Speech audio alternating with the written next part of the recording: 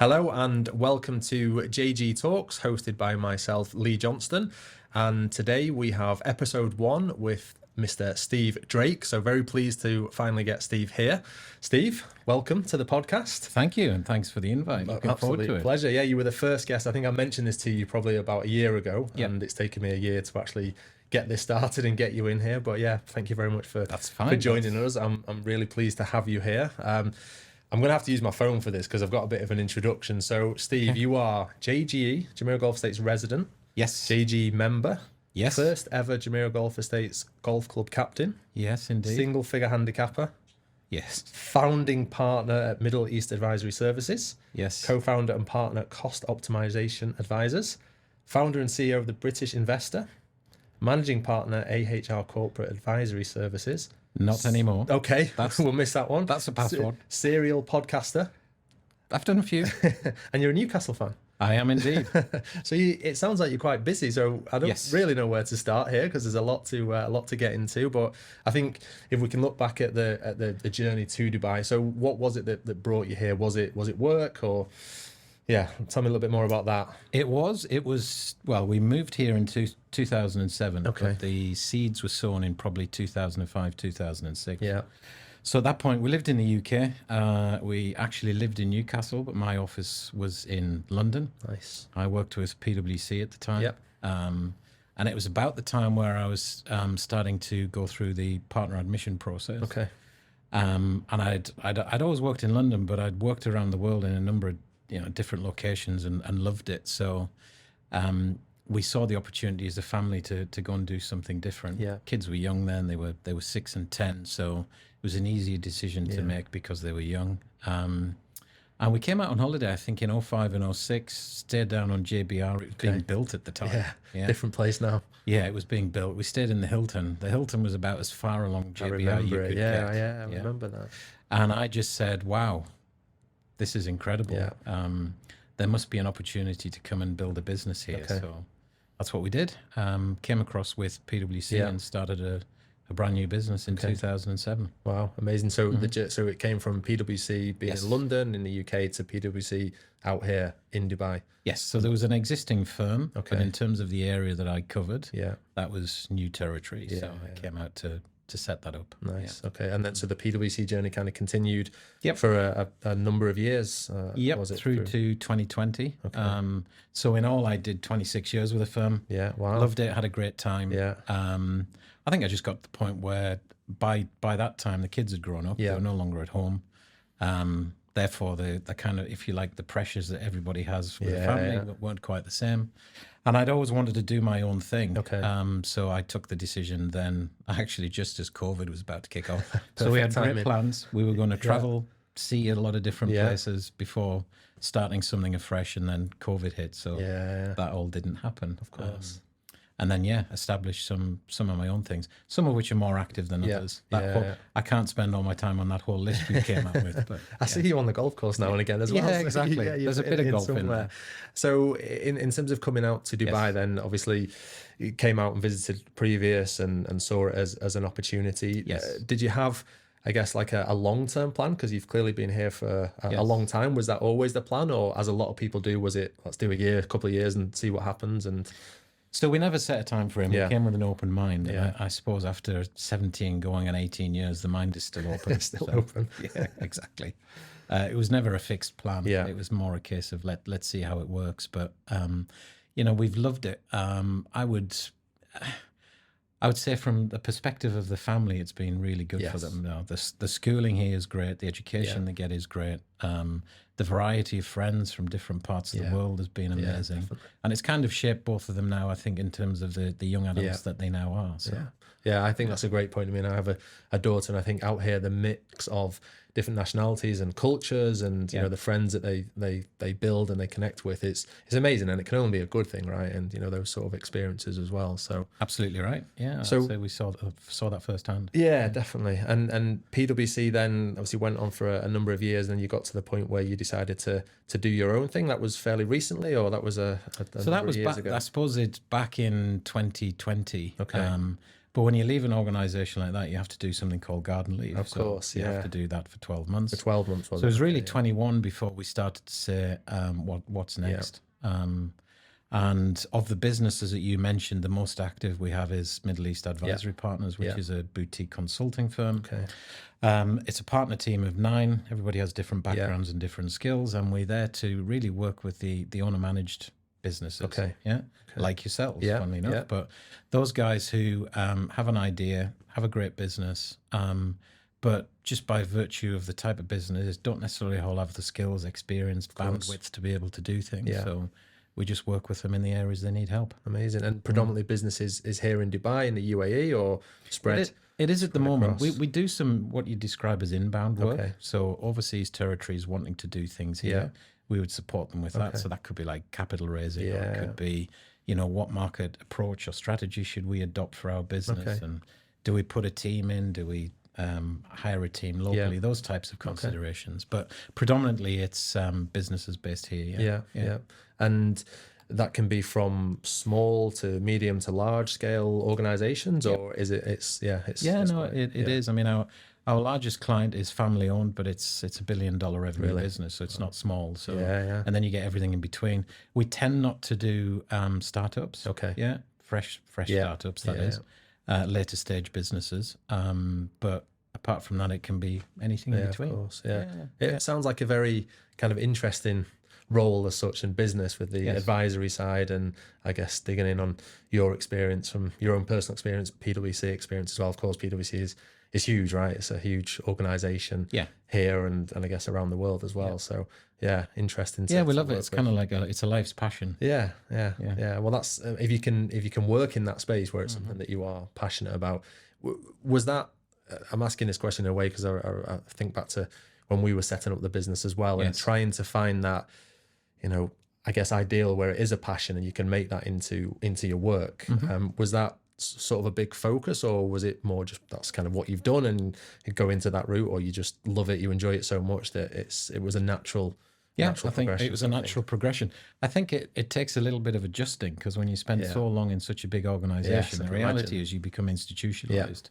You don't know it, or you don't see it, you don't realize it until you step out of it. So the transition takes a little bit of time, but the passion and desire to do that was always there. So, And setting up around COVID, as you said, how was that? Was it a huge challenge, or it kind of set you off in a good way to some extent? I mean, it had its challenges for everything, but I wouldn't say overly so.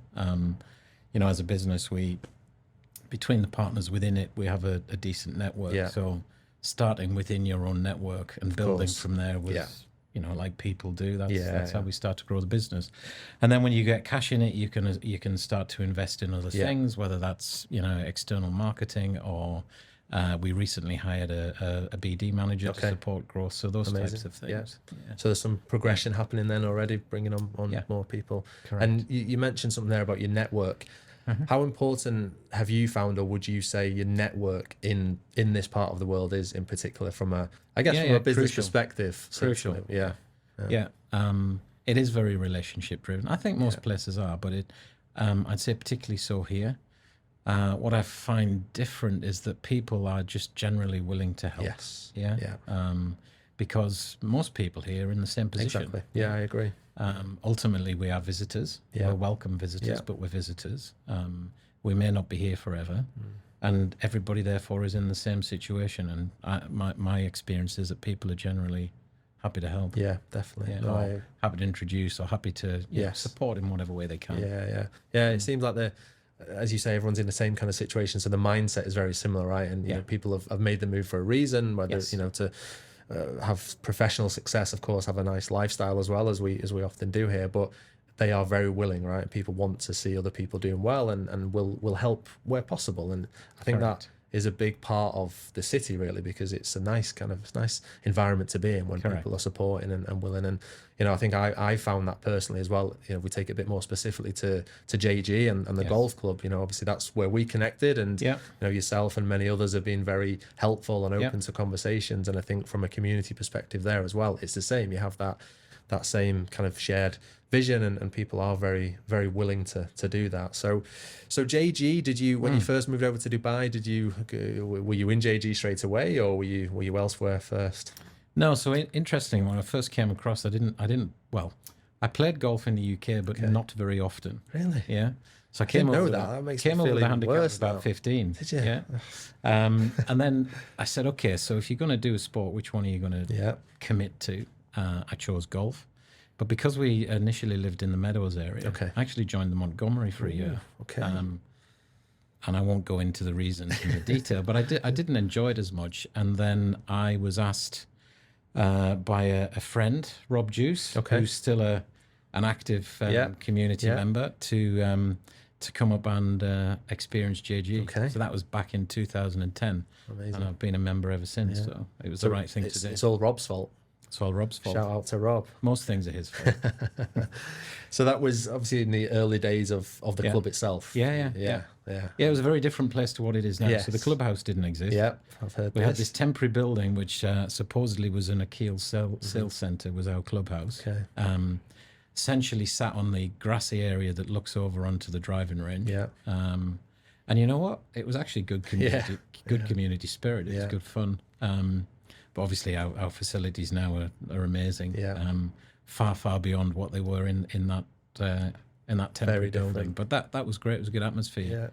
Yeah. And I remember the days where we had probably less than 150 members. I think my membership number was 150. That's it. Wow. But there weren't many. So it quite literally was Millionaires Golf to start with. Yeah.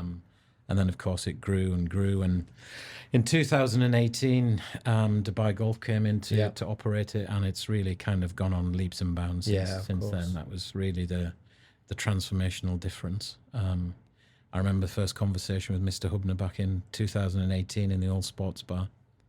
Yeah, very clear. I won't say what we talked about. It was a very clear. I can imagine it was. Yeah. Interesting and clear. Yeah. In what is now Busola. Yeah. That was the sports bar previously. Yeah, it's all changed, isn't it? Yeah. So one of the early members, and then I guess that had some part to play in what became you becoming the first ever captain of the golf club. So can we dig in a little bit more to that? How did it come about? And I guess what does that role involve? You know, there'll be a lot of people that play golf and that will listen to this that will have some idea, but even for me, I know there's probably a lot more to it than maybe, you know, just turning up for a drink every now and again. I'm sure there's a lot more to it. So how did it come about?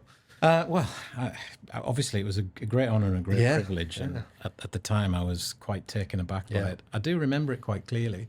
I used to, as it was part of the transition that we've just described from PwC to the new firm. So I used to do a lot of my work in the old sports bar in Solar. And I just remember one day Stephen and Ishmael coming to sit down next to me, and I had AirPods in, I was zoned in, and suddenly I realised they sat down. I'm thinking, what are they doing? It's always concerning. What have I done? What's this about? And just said we'd like you to be our first captain. Wow. And of course I was flattered. I was honoured. I was taken by surprise. So I actually said, "All right, let me have some time to think about it," which perhaps on hindsight wasn't the right response, but it was a natural response at the time. So that's how it happened. And that was that would be 2021. Okay. So it started. Myself and Sheila started in October 21. Yeah. And ultimately did 15 months through to end of 22. Of course, yeah. The role itself is really hard to define. So people with a UK or European kind of background see the captain as somebody who effectively runs the club. That's not the case here, right? Stephen and his team do that, and they have complete operational oversight. So you don't do that. That's more probably what would go on in the traditional clubs in the UK. Which, So don't have that in mind. But putting aside the captaincy for a moment, the first thing that actually Stephen did was put a committee together, the members consultative committee, and I think that was in the April of 21. And I volunteered to be a part of that, so it was all voluntary. Who wants to be on it, as opposed to will you come and join? At least then, and that was a committee of 12, and I think that was probably the biggest game changer to the club, because that's the forum where most of the changes to the club are made, and the recommendations come through. And you know, committee still runs and operates. The membership changes every 12 months, which is great. So members get the opportunity to be a part of that. But that to me was perhaps more transformational to the club than actually having captains. But Sheila and I were on that first committee, and were asked to perform the role. And I would kind of describe it as participating and caring. So you don't have a job description. You don't have, here's your 10 points of things that you need to do.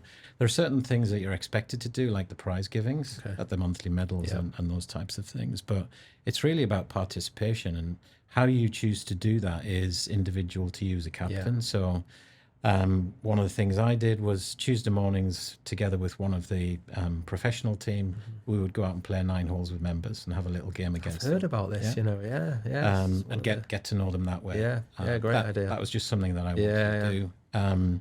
So you were kind of you were, I guess, allowed to have your own ideas and run stuff like that. Absolutely, and it's up to you how you do that. So I know this year Noel wants to have not a captain's day, but another kind of captain's related event, which I didn't do. Not an issue. Captains at Emirates tend to have an away day, so they'll go and spend 5 days in Ireland or Scotland or wherever. Again, we didn't do that, but so it's quite individualistic, but it's about engaging with as many members as you can, participating in the events, supporting the club away in things like Clash of the Titans, being part of that. And then, as I say, however you want, we did. So, for example, the colleagues party, which if you haven't seen is an entertaining night. Colleagues party once a year. They let their hair down, and they enjoyed themselves. And in my captaincy, I said I'd like to serve behind the bar, because they serve me as a member. I'd like to serve them. That was a mistake. That was possibly the hardest night I've ever. Really? Yes, they kept me on my toes that night, to say the least. So just think things like that. So being there with the members, and then you play quite an active role when the tournament is on. Is that right? Or that's true. Yes. So again, I suppose to clarify, the tournament I'm talking about, just for anybody that doesn't know, is the DP World Tour Championship final that's hosted every November now, right? And So the club will ask you, I think it was 2 of the 4 days to be in their lounges. But with members. So they will invite other members. Part of it is networking and talking to the other members. And then I suppose from a perk perspective, on the Sunday, you get to walk inside the ropes with one of the groups, which is a great experience. And then, of course, the ultimately the prize giving at the end. So you don't give the prizes, but you have photograph with the winner. So we had Colin Morikawa in 21, and then John Rahm in 22. So So some pretty good names to be mixing with. They were probably asking you for tips, I would imagine, of the golf course. Read the putts, Didn't quite get that right, Colin. Let me show you where it would have broken from. So overall, a good experience, a fun experience, a lot to do, and a lot of hard work involved. I know to some extent what goes on and what captains have to do, and it sounds and looks great. But there's a lot of commitment, I guess, right, to that role. I think as such. The way that I do, somebody did ask a question as to what is that commitment. I think the answer I gave was something along the lines of, when you're not captain and you wake up in the morning, you don't have to think about the golf club. Now, that's not to say you have to do something with the golf club every day, but you have to think about it. Of course. And then JG itself then, so lived outside and then moved into the community. When was that? 19.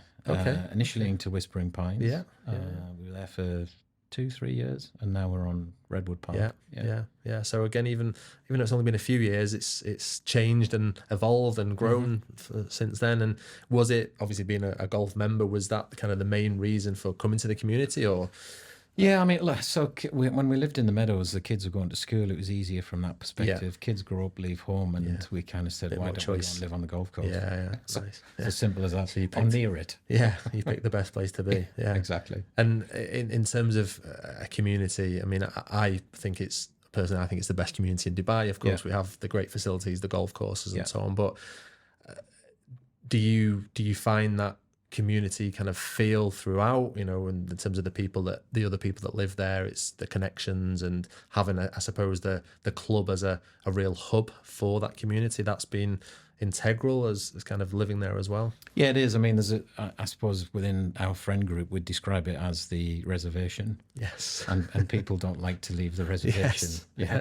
One, because there's traffic chaos outside of it, but two, because you don't need any. You don't need to, realistically. So yeah, it's an amazing community. Yeah. You know, as you said, it has all those facilities. Yeah. So if you're not a golf member, you can swim, you can go to the gym, you can play paddle, play tennis. Yeah. So it's got something for everybody. Yeah. I guess. Yeah. It's the same. So many people say that, right? They live there, and why leave? Because why leave? You don't need to. It's an amazing place. The restaurants are great, and you've got all the facilities and stuff. And you know, the buggy lifestyle, and just whether you walk into the club, whether you're in your buggy going over to the club, it's great, isn't it? And I think it's getting better, which is good. Yeah, it's continuing improvement. I think that's one of the things the committee is very focused on, the continuing improvement, and one of the things that Stephen and the team are very keen to make sure that they do. So they seek feedback. They genuinely want feedback, and where they can make change, they'll do that. Yeah, and therefore the constant improvements you see is a part of that. Yeah.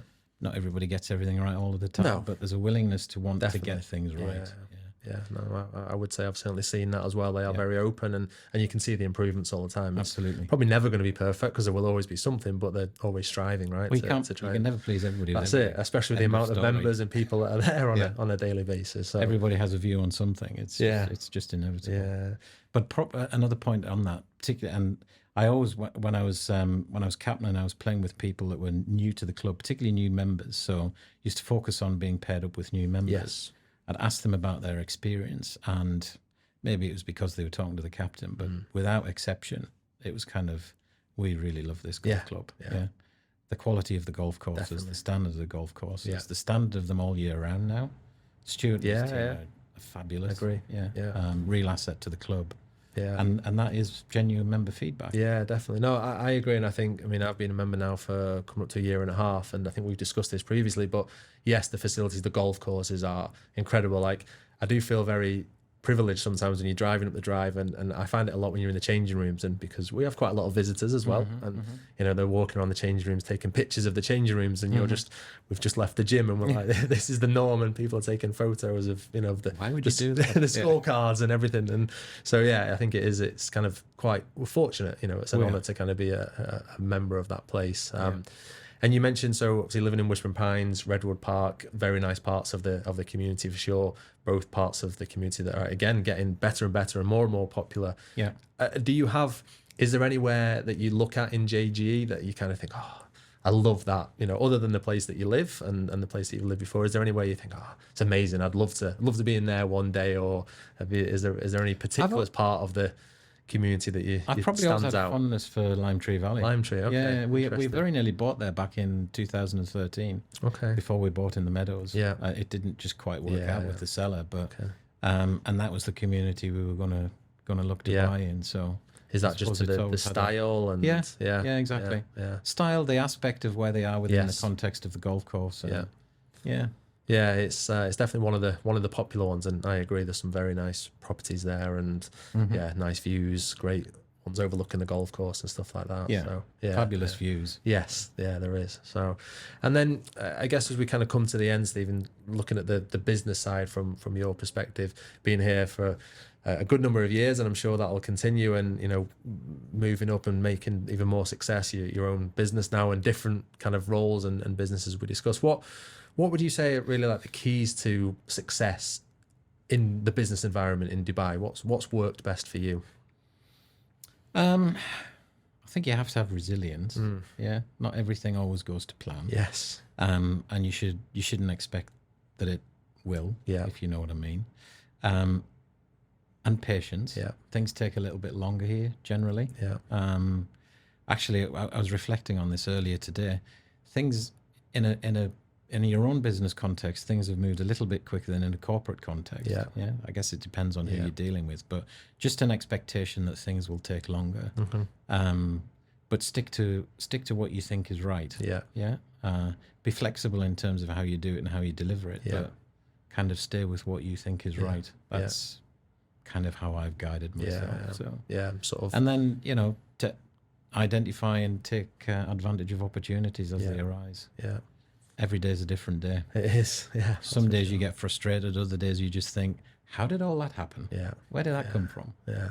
It's quite good to hear you say that, because that's what we think, and sometimes you think that it's just you that's thinking that, but when you talk to people that are in the in the business world themselves, and I think that's another good thing, isn't it, is having your connections and your network that you can talk about it. Yeah, because if you live in your own world of paranoia, you never come out of it. So talking about it with others, it helps, because I think we all go through the same kind of thought processes and concerns and issues and sleepless nights and all that kind of stuff. But it works its way out. Yeah, and escape to the golf course now and again, so we can get even more stressed and worry about that. Help you golf. No, not necessarily.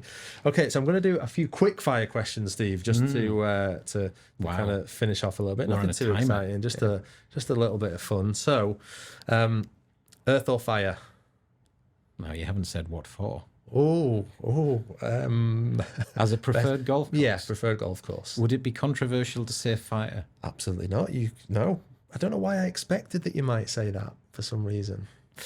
I know this is quick fire, but now I want to know a little bit more. So I think it just suits my eye better. Really? Yeah, I think so. I love both golf courses. There's no question about that. But I find that if I'm playing well on earth, I can still be penalised by the bunkering. Yes. I don't have the same issues with fire. There's a lot of them, isn't there? That's the problem. Okay. And they're not always the easiest to get out of. That's another shared experience that we've got there. Okay. So probably at fire on balance, yeah. I could play it every day. I mean, it is a good point. I know we're in the quick fire here, but fire is, in theory, it's the second course, right? But it's a great golf course. It's fabulous. It really is. For what is the second golf course, it's tough, it's challenging. You move the tees further back, you change the pins. It's a long course, and the condition. I mean, particularly now, I think the rain that we've had recently has actually helped quite a lot. But it's in fantastic condition, isn't it? It is. Yeah. As I say, Stuart and the team are amazing with what they do. Yeah. I mean, earth when the tournament is on is brutal. It's the rough that they grow up there, and playing it after the tournament as we did is an education. Good fun. Not necessarily good education, an education. Crafty or tap and grill? Crafty Fox. Casturi or Brasola? Casturi. Yeah, I would agree there. Tennis or paddle tennis? Definitely paddle. Paddle. Knees are gone for tennis. Really? Okay, yes. They can still manage. Somebody was actually talking about you in paddle tennis the other day. So, oh dear. Yeah. They were saying good things, believe it or not. So not Tony. No, it wasn't. No, can't actually remember who. Tony likes his paddle. Right. Okay. Do you play at the club? Or? Occasionally. Yeah. Okay. Not as regimented as I could be. Friday club or Saturday club? Oh. There is only one answer to that. Go on then. And all the sack boys will know the answer is Friday club. Friday club. Thought we'd get that one in there. Driving range before the round or warm up in Crafty Fox before the round? Now, it's fair to say I've done both. Okay. Most success after being in Crafty? I've done more on the driving range, but if the question is what's more enjoyable, yes, Crafty Fox, definitely. Okay. Jumeriah Golf Estates, and I'll say the Earth course, or Emirates Golf Club and the Magulus course. So JG or Emirates, basically. There's only one answer to that as well, and it has to be JG. Now, I do have friends at Emirates, and they bore me to tears with how good the golf club and the golf courses is, but I don't listen. We can say JG. It's a JG podcast, and JG. I'm behind that as well. Okay, Liverpool, Man City, or Arsenal for the Premier League this season? Is that a prediction, or who would I like? We can have both from you. So we'll have prediction first, and then you can tell me who you'd like. So my prediction is Liverpool. Oof, okay. And who would you like? Man City. Okay. If it's not Newcastle, which clearly it's not. Is it mathematically possible still? Or? That doesn't matter. Okay. We won't go into that bit. It won't happen, no. Perfect. Okay. All right, Steve. Well, look, it's been very, very enjoyable chatting to you, and definitely some good insight. I would like to think, part of the plan with the podcast is so that people can connect. I know you are obviously very well connected already in the community and beyond, but if people do want to find you, apart from Crafty Fox, where is best? It's online.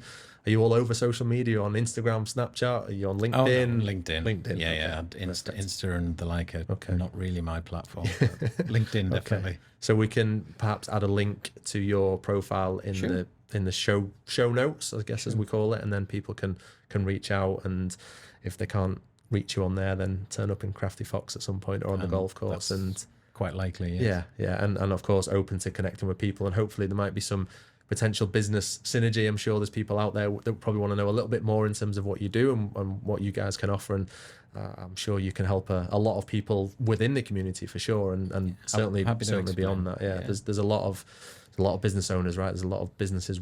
If we look at JG, it's a small part of the city, but within that community, which again, the idea of the podcast is to get those people involved. And when you look at it, there are a lot of people there. So hopefully there's, some potential connections that will come of it. And you're happy for people to reach out, then that'd be absolutely great. So. No problem at all. Amazing. Okay, well, thank you very much, Steve, again. I look forward to listening to this one myself and hearing it back, and look forward to getting another game on the golf course, getting out in Curry Club. I think we need to do that. We've not done Curry Club before, and we've played at the same time, so we'll get that sorted at some point. And keep up the great work, and look forward to thank you to going again. So thanks for your time. Indeed, I enjoyed it. Thank you very much. Thanks very much, Steve.